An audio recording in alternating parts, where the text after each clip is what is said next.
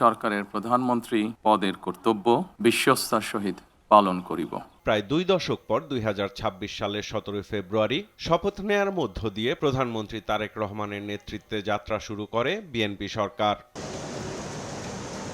দেশ পরিচালনার দায়িত্ব নেয়ার পর থেকেই ক্ষমতা বা জাঁকজমক নয়, সাধারণ জীবনযাপনে তারেক রহমান দেখিয়েছেন রাজনীতির এক নতুন রূপ। দেশ গড়তে ভেদাভেদ ভুলে বিরোধী দলকে নিয়ে তার কাজ করার মানসিকতা জাগিয়েছে নতুন আশা। প্রতিনিয়ত বার্তা দিচ্ছেন, সবার আগে বাংলাদেশ গড়ার যাত্রায় ঐক্যের বিকল্প নেই।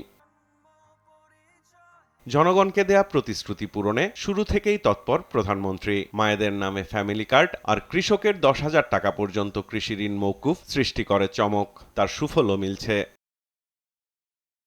ইমাম ও ধর্মীয় নেতাদের ভাতা প্রদান এবং দেশব্যাপী খাল পুনর্খনন কর্মসূচি দ্রুত এগিয়ে চলেছে। ধাপে ধাপে বাস্তবায়ন হচ্ছে জনগণের অধিকার প্রতিষ্ঠায় দেয়া প্রতিশ্রুতি।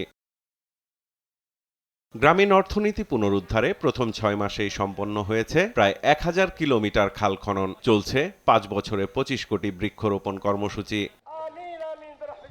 সক্ষমতা বাড়ানোর পাশাপাশি সমৃদ্ধ বাংলাদেশ গড়ার লক্ষ্যে শিশুর মেধা বিকাশে নতুন করে শুরু হয়েছে নতুন কুড়ি স্পোর্টস কার্যক্রম।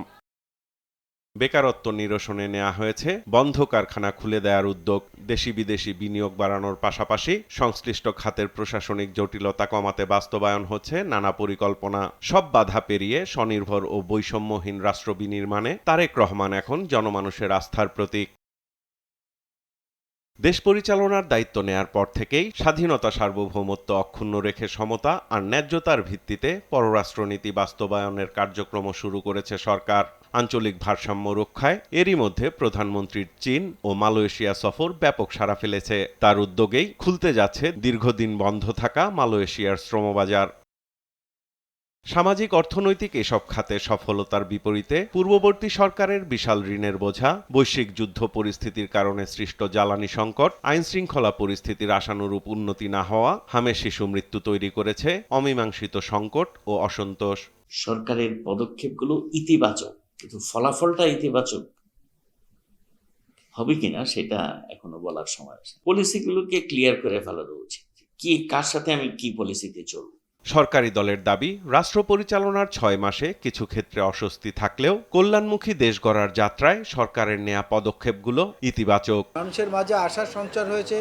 মাননীয় প্রধানমন্ত্রীর ব্যক্তিগত সাদাসিধে জীবনযাপন, সরকারের সামগ্রিক একটা যে জনবান্ধব সরকারে পরিণত হওয়া, সেই প্রমাণগুলো ইতিমধ্যে ফুটে উঠেছে। সরকারের ইনিশিয়াল স্টেজে আপনার একটা রাষ্ট্রের যে টোটাল যে ইনস্ট্রুমেন্টের উপর ভর করে সরকারকে তার নীতি বাস্তবায়ন করতে হয়, তো সেটা তো ঠিক করতে, সেটাকে সাজাতে গোছাতেও তো একটা সময় লাগে। নানা পদক্ষেপ আর সংস্কারের প্রতিশ্রুতি নিয়ে যাত্রা শুরু করলেও সরকারের প্রথম 6 মাস গেল সফলতা ব্যর্থতার মিশেলে। সাধারণ মানুষের সুশাসন প্রতিষ্ঠার যেই প্রত্যাশা, তা পূরণে সরকারকে আরও কঠোর ও দৃশ্যমান পদক্ষেপ নিতে হবে, এমনটি মনে করছেন সংশ্লিষ্টরা। সাইফুল রিপন, দেশ টিভি, ঢাকা।